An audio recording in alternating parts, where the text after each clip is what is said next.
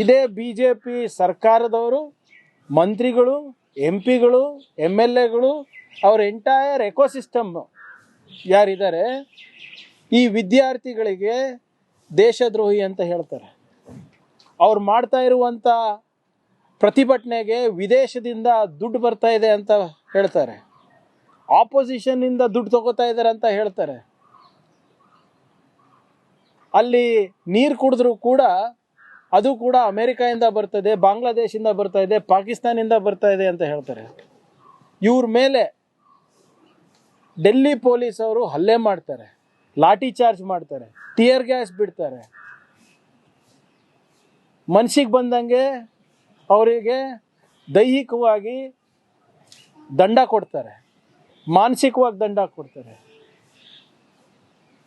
ನೀವು ಸೋಷಿಯಲ್ ಮೀಡಿಯಾದಲ್ಲಿ ನೋಡಿದ್ರೆ ಇವೇ ಯಾರು BJPಯವರ ಫಾಲೋವರ್ಸ್ ಇರ್ಬೋದು, RSS ಅವ್ರ ಫಾಲೋವರ್ಸ್ ಇರ್ಬೋದು,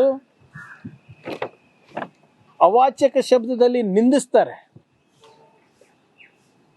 ಧರ್ಮದ್ರೋಹಿ, ದೇಶದ್ರೋಹಿ ಅಂತ ಕೂಡ ನಿಂದಿಸ್ತಾರೆ ಅವರು. ನಮ್ಮ BJP ಕರ್ನಾಟಕ ನಾಯಕರು ಕೂಡ ನಿನ್ನೆ ಏನು ಹೇಳ್ತಾರೆ, ಇವರೆಲ್ಲ ಕಾಕ್ರೋಚ್ಗಳಿದ್ದಾರೆ, ಹಿಟ್ ತಗೊಂಡು ಇವ್ರಿಗೆ ಸಾಯಿಸ್ಬೇಕು ಅಂತ, ಮಾರ್ಕೆಟಿಂದ ಹಿಟ್ ತಗೋಬೇಕಂತ ಇವರಿಗೆ ಎಲಿಮಿನೇಟ್ ಮಾಡಬೇಕು ಅಂತ ಹೇಳ್ತಾರೆ. ನಾನು ನಿನ್ನೆ ಯಾಕೆ ಇವರಿಗೆ ಸಾಮಾನ್ಯ ಪ್ರಜ್ಞೆ ಇಲ್ಲ ಅಂತ ಹೇಳಿದೆ ನಮ್ಮ BJP ನಾಯಕರಿಗೆ ಅಂದರೆ, ಒಂದು ಕಡೆ ಇವರು ಕಾಕ್ರೋಚ್ ಅವರಂತ ಹೇಳ್ತಾರೆ, ದೇಶದ್ರೋಹಿ ಅಂತ ಹೇಳ್ತಾರೆ, ಇವರು ಇರ್ರೆಲೆವೆಂಟ್ ಅಂತ ಹೇಳ್ತಾರೆ, ಇವ್ರಿಗೆ ಲೆಕ್ಕಕ್ಕೆ ತಗೋಬಾರ್ದು ಅಂತ ಹೇಳ್ತಾರೆ. ಆದರೆ ಇವರ ಕೇಂದ್ರದ ನಾಯಕರು ಮೂರು ಸರಿ ಇವರಿಗೆ ನಿಗೋಸಿಯೇಷನ್ಸಿಗೆ ಕರೀತಾರೆ, ಮಾತುಕತೆಗೆ ಕರೀತಾರೆ. ಇವತ್ತು 3 ಸರಿ ಮಾತುಕತೆ ಆದಮೇಲೆ 3 ತಿಂಗಳು ಆದಮೇಲೆ ಪ್ರಧಾನಮಂತ್ರಿಯವರು ನಿನ್ನೆ ಬಾಯ್ಬಿಟ್ರು. ಪೇಪರ್ ಲೀಕ್ ಅಂತ ಎಲ್ಲೂ ಹೇಳಿಲ್ಲ, ಅವರು ಯುವಕರ ಬಗ್ಗೆ ಹೇಳಿದ್ರಷ್ಟೆ. 3 ತಿಂಗಳು ಬೇಕಾಗಿತ್ತ ಪ್ರಧಾನಮಂತ್ರಿಗೆ ಮಾತಾಡೋಕ್ಕೆ?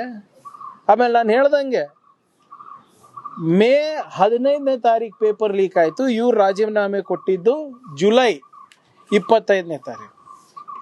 3.5 ತಿಂಗಳು ಸ್ವಾಮಿ, 3.5 ತಿಂಗಳು ನಾನು ಏನೂ ಮಾಡೇ ಇಲ್ಲ ಅಂತ ಹೇಳಿದವರು ಇವತ್ತು ರಾಜೀನಾಮೆ ಕೊಟ್ಟಿದ್ದಾರೆ. ಇವತ್ತನ ಎದ್ದಿದ್ದೀರಾ, ಭಾಳ ಸಂತೋಷ. ಆದರೆ ವಿದ್ಯಾರ್ಥಿಗಳು ಕೇಳ್ತಾ ಇರೋದು 3-4 ಬೇಡಿಕೆ ಇದೆ. ಒಂದು ರಾಜೀನಾಮೆ ಇತ್ತು, ಇನ್ನೊಂದು ಕಾಂಪನ್ಸೇಷನ್ ವಿಚಾರ ಇದೆ.